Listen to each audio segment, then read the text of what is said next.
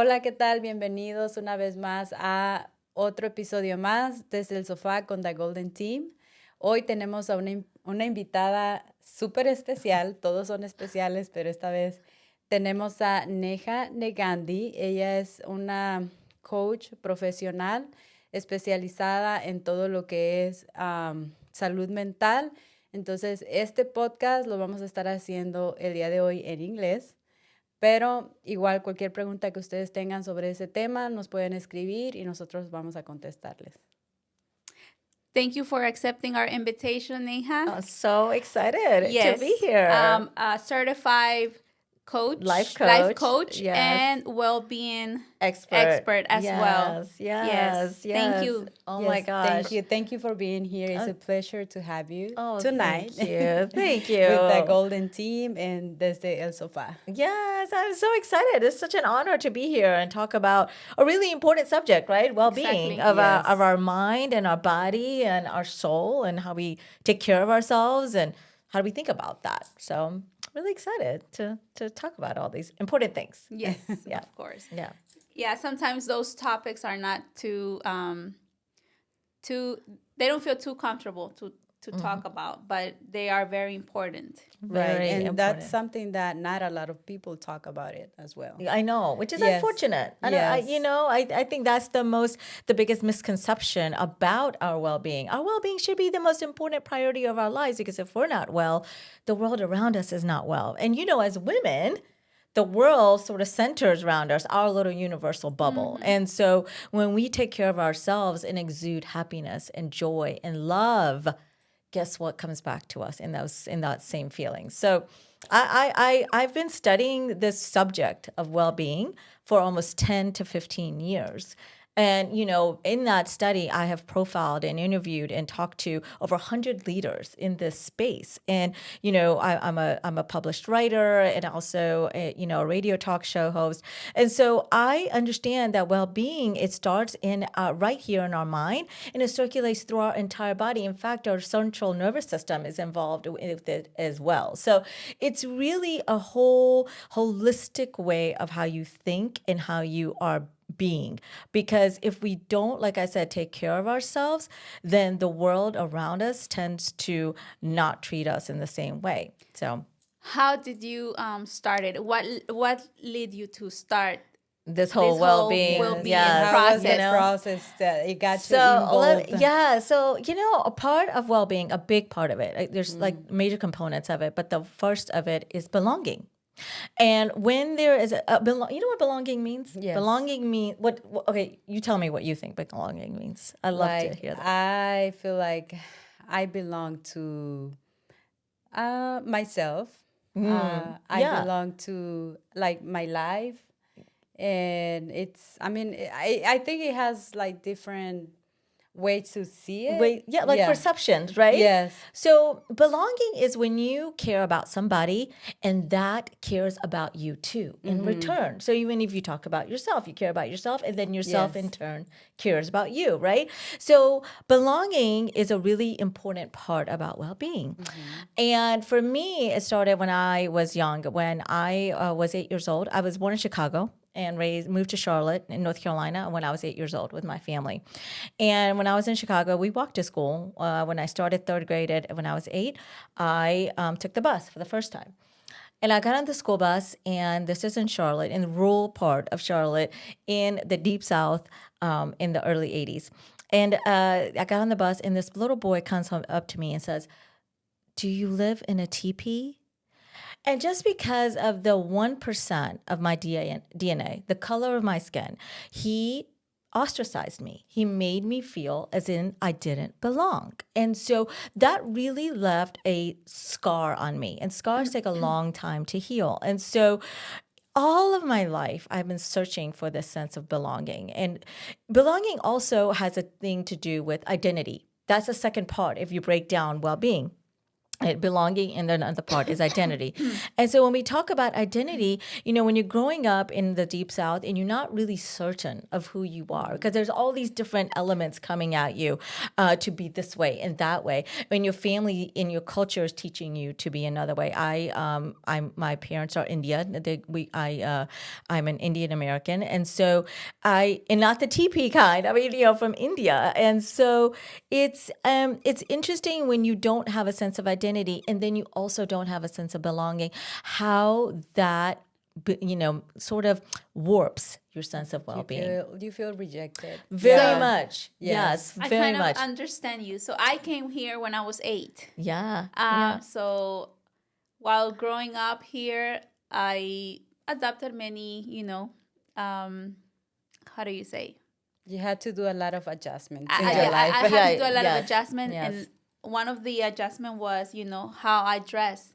My mom would do my clothes when I was, young. Yeah. And my first day of school, my mom did a dress by her hand, like the knitting stuff. Well, Yes. she does all of that. Fantastic. And the first day of school, I wore a handmade dress by my mom, Yeah. which I was bullied as well. Oh, wow. Yeah. And I think in Mexico, it wouldn't have happened. Right. Like that. It's normal. It was part of That was a part of their culture, and here Exactly. it's not. They don't. It's interesting because if people see you and they don't know how to immediately what box to check for you, they don't know what to do with you, right? All of a sudden, then you don't belong. You are not part of this circle. To me, when I came here, it was very hard because I feel like I didn't belong here because I didn't speak English. So it was hard for me to communicate whatever, I wanted to say, and it was just hard. And I didn't know here. I didn't know the city. I didn't know a lot of people. So you feel like you don't belong here until you get to, that point and you do all the adjustments that you have to do. To get that sense of belonging. And then you sort of like manipulate your identity to fit in, to assimilate, as they call it, right?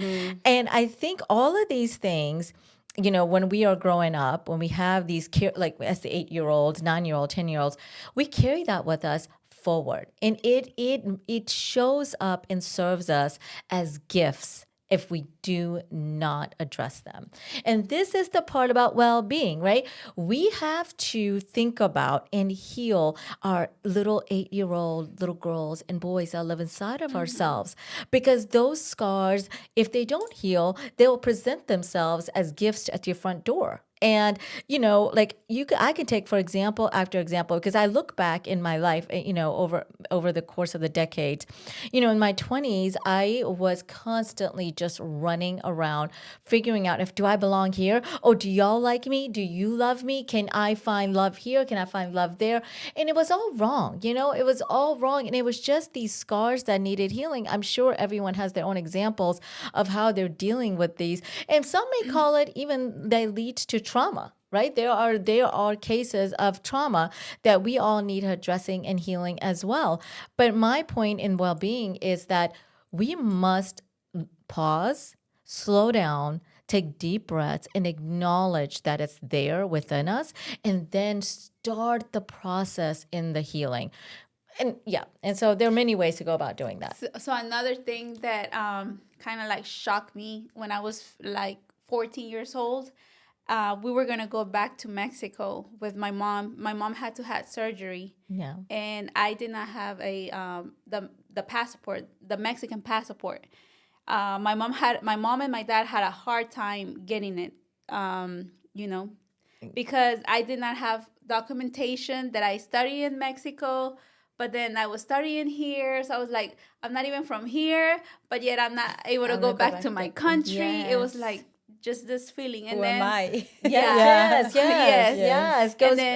And then all of a sudden, like, who am I? Like, am I, am I Mexican? Am I American? Right. Can I celebrate 4th of July? But then Right. can I still celebrate September the independence of Mexico. Right. What about Thanksgiving, Santa Claus? And then when I was like 14 years old, I was a big fan of Backstreet Boys, but yet I like Selena's music. So it's, Right. you know, it's a lot of feelings. Yes. Like, Yeah, and- there's a lot of forces that are fighting. but it's yeah. okay. You can, I mean, it's okay to celebrate Thanksgiving and celebrate Cinco de Mayo. Now we Right. know. Right. Now Yeah. that we are grown, now we yes, know. Yes. Yeah. As full grown adults, you know, we know. But some people still don't know, right? And this is why Yes. we're talking about this really Yes. important topic, because it does show up in different and myriad ways. And you know, if we think about how we can, what are the things that are signs? It's okay to have an accent too. Oh, yes, You know, yes. it's Oh, okay that to was my speak main English and have issue when accent. that was my main issue when I first, started practicing my English. Yeah. And I think I still have it because I know that my English is not perfect, but I don't care anymore. But You have a lovely accent. Yes, Yes. yes, yes. So I think that was one of my issues that I had to work on, for me to feel more comfortable. Comfortable. Every time I speak English. But I was like, oh, I think they're going to make fun of me because I'm speaking English. And I know that I'm not doing it probably right in my accent because people knows right away when you were not born here. Yeah. Yes. So I had to work on that, and I'm good. I think I have done a good job. You've with done a myself. fantastic Yes. job. That's interesting because I really I love Yeah. being a person from India, of Indian origin. But when I go to India, they instantly tell that I was not born there, right? Because of the accent. Even though I speak the language, they instantly know that I'm not born there. And that, in fact, leads me in the same place, right? Where I have one foot here and one foot there. Yes. And how do I straddle these two places, which really leads to an identity crisis. So, I think one of the turning points is, when I had children, and I can see it in their faces and in their lives, how this is sort of manifesting for them, this sort of identity, this sort of belonging. And that's when I realized that if I can't be able to sort of teach myself how to heal and how to be the best person, then how am I ever going to be able to guide them to be their best beings and live their life with joy, right? So that's when I decided that I had to get myself into therapy. And I did. When I was coming up to a big milestone in my life, I went into, I found a therapist, and that's what I did. Every single week, I went to see a therapist to talk about these things that I had never dealt with, that showed up consistently in my life as patterns. For example, I would be, working in a corporate job. I used to work at Turner Broadcasting, in big corporations, and I would consistently see the same pattern. Or I was setting a goal which it was way too advanced for me to achieve, and when I wouldn't achieve it, I would just fall down and be so negative on myself and do a lot of self-hate. And that was not good. I mean, that whole pattern is not good. And so when I said to myself, I'm going to stop these patterns because I'm seeing this manifest into my children's lives, I saw a therapist and I sat in her couch for every week. Every week I would go in there, and it was the hardest thing I've ever done. It is not fun to talk about all the pain that you've been through and have kind of put in your life and just said, I don't want to deal with this. I'll deal with this later. This is a nice, pretty box. I don't want to open it, right? But opening it, like understanding what it is, looking at it, being in the pain and being uncomfortable with the pain, it's so important. It's so important to understanding who you are, because once you're able to see the light on the other side, you're like, okay, I'm okay. I've survived. I'm okay. Right? You had the Yeah. courage to talk about it and not just stay quiet and just go on with the problem. Yes. Because a lot of the times that's the problem, that you keep the problem. You keep it and inside. Right. because you're scared that somebody's gonna call you crazy, or Right. or Yes. you're overreacting. Or Yes. Or drama. yes. Or all That's- these stigmas attached. Exactly. Right. That's why a lot of people are not well, Right. because they just rather stay quiet and not be judged. Right. Yeah. And by society. I think that's what our moms did, right? And our mothers, even our grandmothers did that because they did not want to be judged. So, I think one of the things that we also need to think about, we don't have a lot of models of good examples of this, how to deal with being well, how to deal with the trauma. And so I think and that's when you have to sort of realize, and that's what I said to myself, I'm stopping this pattern. I want to not continue this. And I knew that if I wanted to stop it, really stop it, then that meant a lot of hard work and that I had to do for myself to understanding where does this all start? How is the best ways to deal with it? What are the signs? How is this showing up for you that you know that there is an issue going on? So, Yes. So ladies, I actually want to share a little bit about my story when I had my third and last son. Yeah. I actually went through depression and anxiety and panic attacks. Yeah. Because of the C-section got complicated, and I actually thought I was gonna die. Yeah. And that feeling, I never felt it before. And it really scared me. But then I had the baby and, things got better. So I went on with my life. I healed. I went back to work after 2 months and just kind of, this strong mom of three can handle this. But no, I was not okay. Yeah. You was breaking inside. I was breaking inside. Yeah. And it got to a point where I had my first panic attack when I was driving with the kids, and it just got worse. I went into a big depression. My fear was of me dying and leaving my kids in this world. I was never wanted to hurt nobody or anything. I was just afraid of me dying. That was the biggest fear when I had depression. Right. But I think I did other options in terms of healing. Yeah. I didn't do like the medication. I did a lot of Reiki. Yes. And a lot of yoga. A lot of yoga. Yes. I changed my eating habits a lot. My mom was my number one supporter. Yes. Yeah, because that's when I found out that she actually had depression when she had me. Like postpartum depression. Postpartum depression. Yeah. But at that time, it was not a lot it was, of... yes, yeah. You like, can't she's understand what crazy. you was going through. Right. Yeah, like right. they would call her like crazy, that she was lazy, that she didn't want to take care of me. But it was when you have a baby, your body changes. And your hormones. all the think that hormones. happens because, like, not every woman that has a kid goes through, those kind of depression. Yeah. And of course, men will never experience that. Never. So that's why it's hard for someone like you to understand, Yeah, I mean, my husband was there. Yeah. I mean, he was right there. But I can always say that my mom gave me life twice. Oh, wow. That's Yeah. so beautiful. My mom gave me life twice when I was born. Yes. And then when I had this... when you went through it. Well, I think that depression. trauma, that was really trauma, right? Panic it's attacks, trauma. it's triggered Exactly. by Yeah. something. And I'm sure that experience when you were on the table, with, under a knife, fear, like even subconsciously, right? Just fearing for your life. Yes.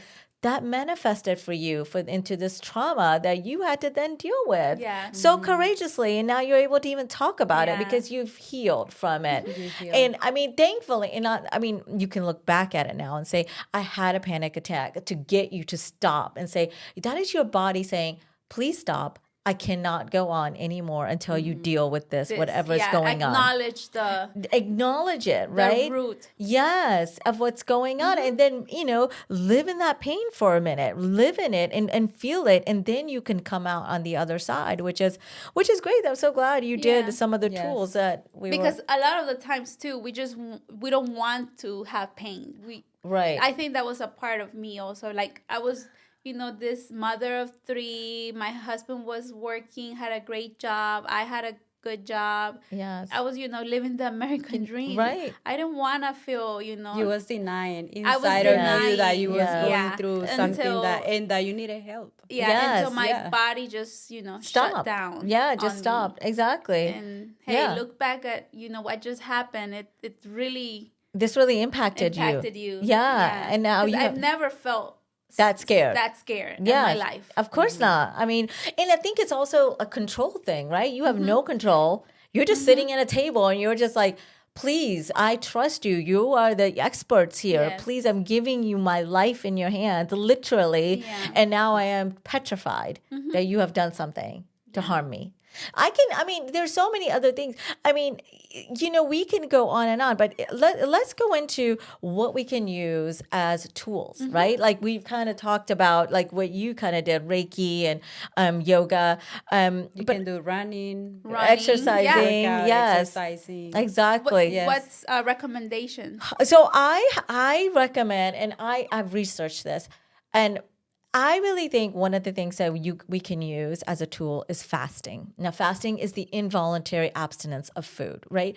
The voluntary abstinence of I food. have never tried fasting. All right, and I feel like I will die. I don't know. Involuntary because I have to. Yeah. Because I don't have food around me and I'm working and I'm showing houses. See, That's involuntary. Yes. Oh yes, It's against my will. sometimes, Yes. Well, but if you use it because if you really think about fasting, it's as old as time itself. It was started way back. The father of modern medicine, Hippocrates, talked about fasting, and he said it is one of the best ways to cure an ailment. So because when you fast, what happens is if you can get past, your brain's initial reactions of, oh, I'm tired or I get headaches, all of that stuff may happen. But if you're mentally strong enough to get past that, your body starts breaking down the sugars first. And then a little time past that, your body goes into an internal mode of like safekeeping, like where your cells start repairing the damaged cells. And then past that, your mind gets so clear where you are then connected to your most divine self.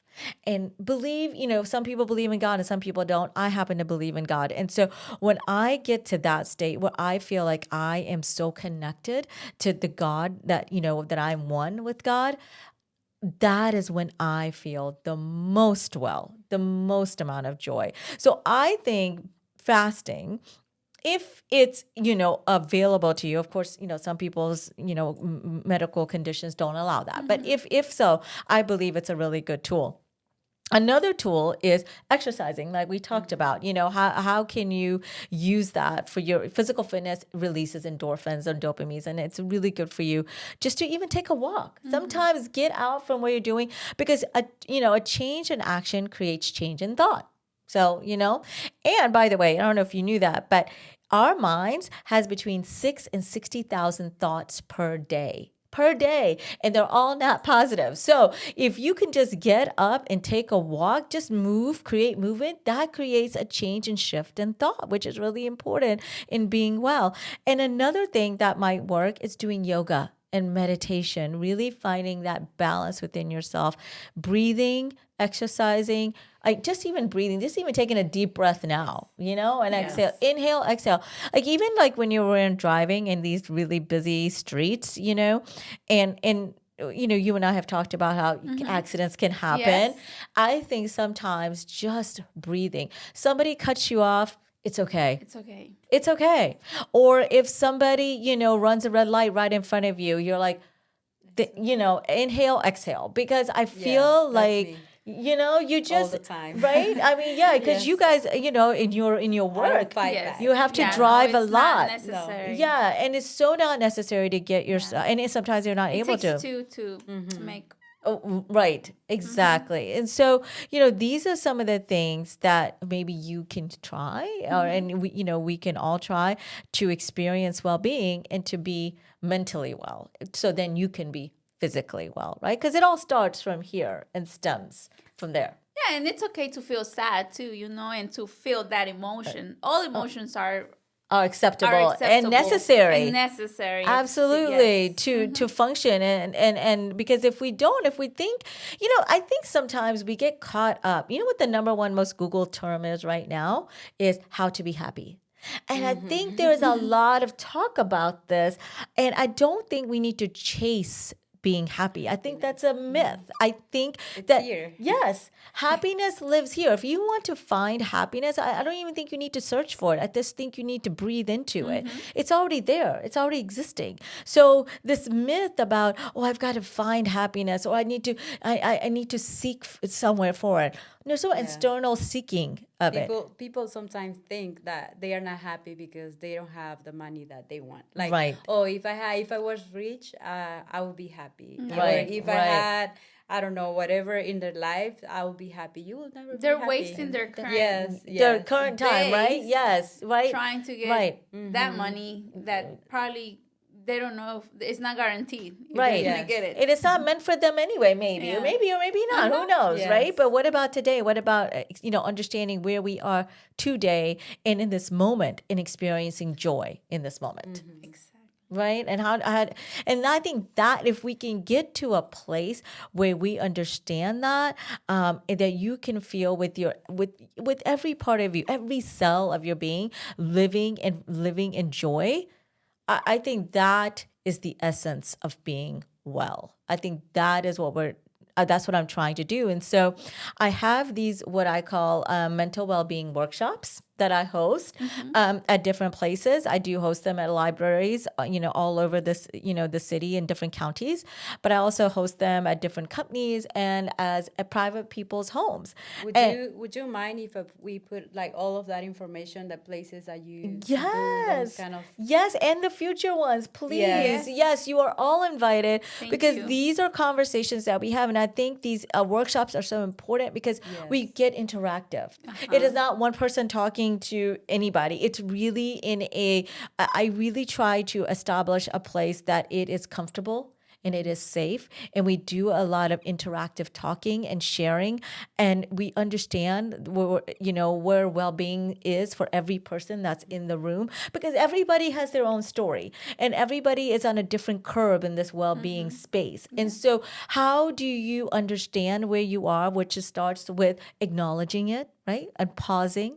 And then we talk about what happened, like really delving deep into what happened.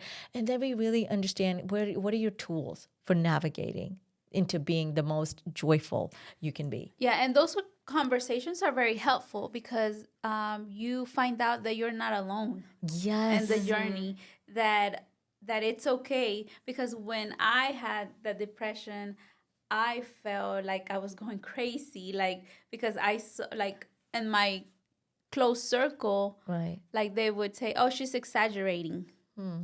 That's sad. and the worst comments Yeah. are coming from people that we know. Yes, the Yes. close ones. Yes. At the that close time, of ones. course. Yes. Yes. They're yes. not so close anymore. Right. But yeah, so finding a space where you don't feel judged and you can actually share your journey, your emotions, and not be judged Yes. and be understood instead, it's so helpful. And I think that sometimes the worst judge that we have in lives is ourselves. Oh my Yes. gosh, the 100%. Yes. So our holy book is called the Bhagavad Gita, and in the Gita, which I've read, it talks about Lord Krishna says the number one thing you can do is when you look in the mirror and not judge yourself.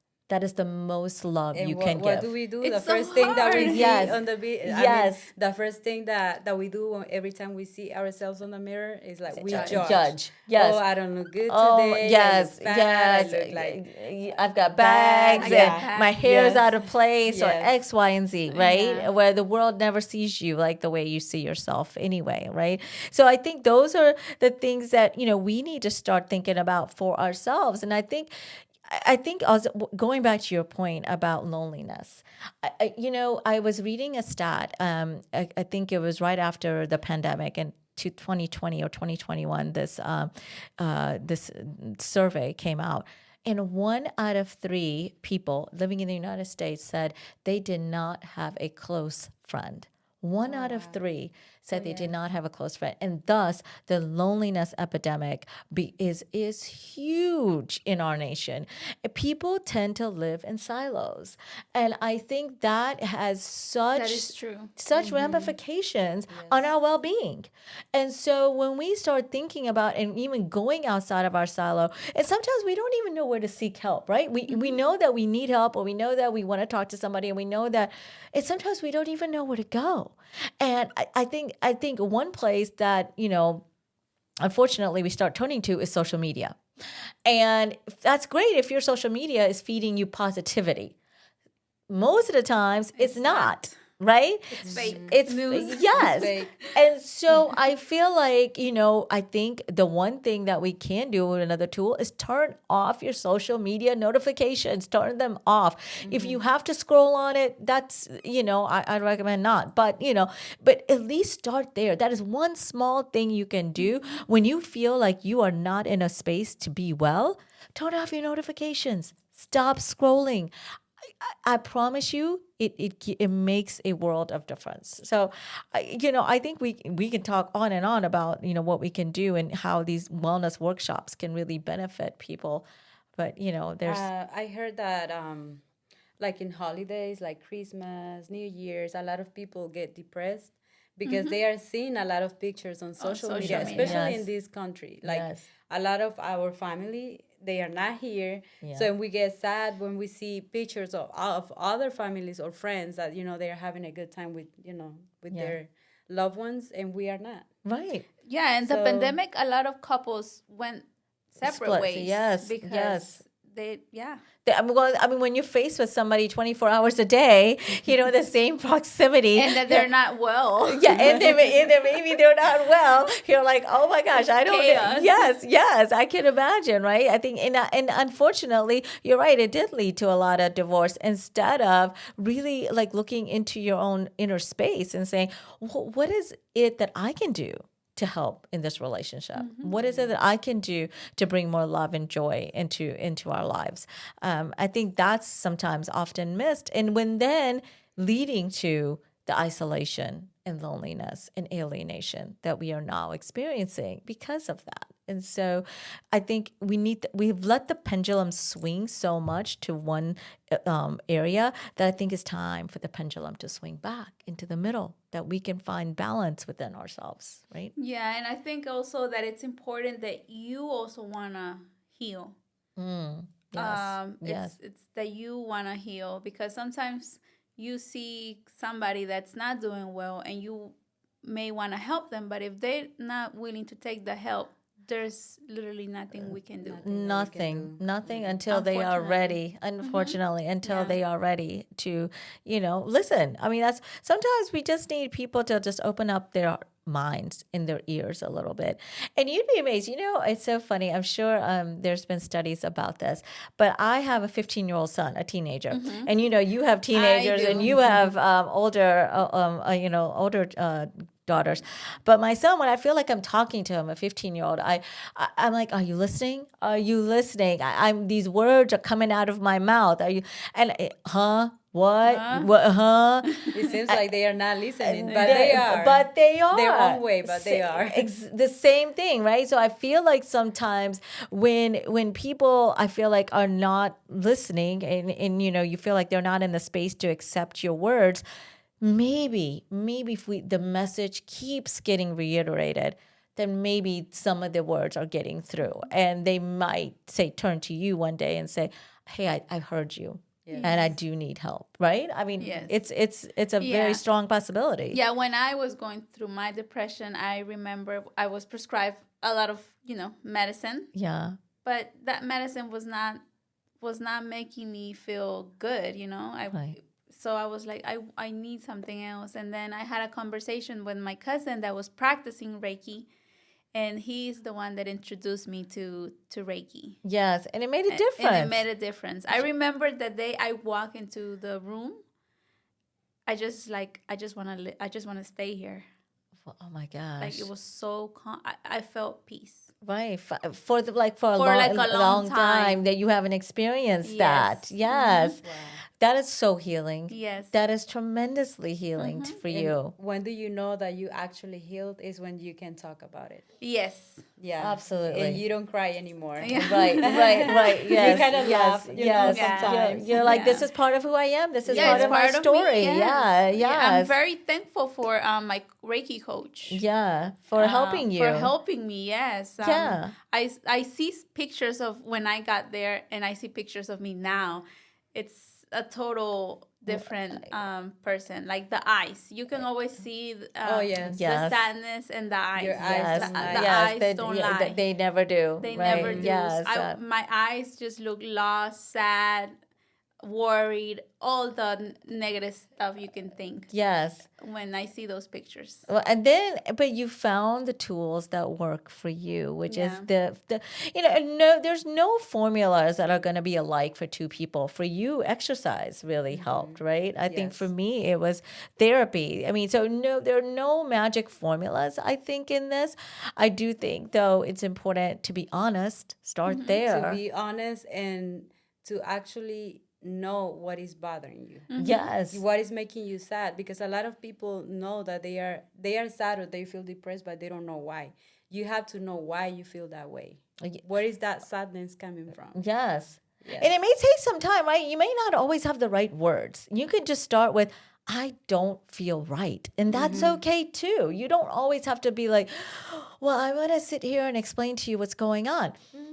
You can maybe start there, but sometimes it's okay to just say, It probably is something from the past, like something that it happened to you in the past. yeah, some traumatic trigger that's coming, for you, But I think each of us has a story and a journey to live, and I think, if we understand, acknowledge, and pause, and really find those people that serve as support rather than serving in the other way, then I think that's a very important tool as well to have in your array of toolbox. So I think it's really important to understand that and focus on that and learn from it, because like I said, I think some of the things, if we are well within ourselves, then we can be a better neighbor in our community. And I think some of that is getting lost in some of this. I remember when I was growing up in India, when my mom was coming up, there used to be a person that used to get a bicycle and drive down the street and say, selling fresh vegetables. And they used to come, and right behind that person, there was a guy selling fresh milk, and they used to buy all this stuff, right from these, straight from the farm to their homes. Now, you don't even have that sort of neighborly sort of atmosphere anymore. I don't even know my neighbor's name. See? Right? I know my neighbor. Yes. And that's I important. That is important. I feel like kind. and I feel like if we were, well as people, just as people, then we can be well towards others and towards our community. I think that's a really important factor in this, because the sense of silos that we live in, it's not good. It's not serving us. So, think about that. How do you want to, what kind of contributing community member do you want to be here? So That's true. So it's really important that we think about all these different things that make a person well. So You're totally right. yeah. Well, I'm sure that we have way more to talk about this. But I want to thank you for being here with us tonight.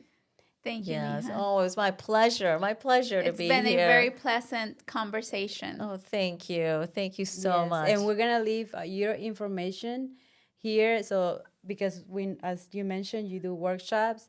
If anyone would like to sign up, find more information, find out more Yes. information. Yes. So we're gonna put it in here. And thank you again for being. Oh my gosh, it was wonderful. It was wonderful, and wishing you all wellness and joy and lots of love.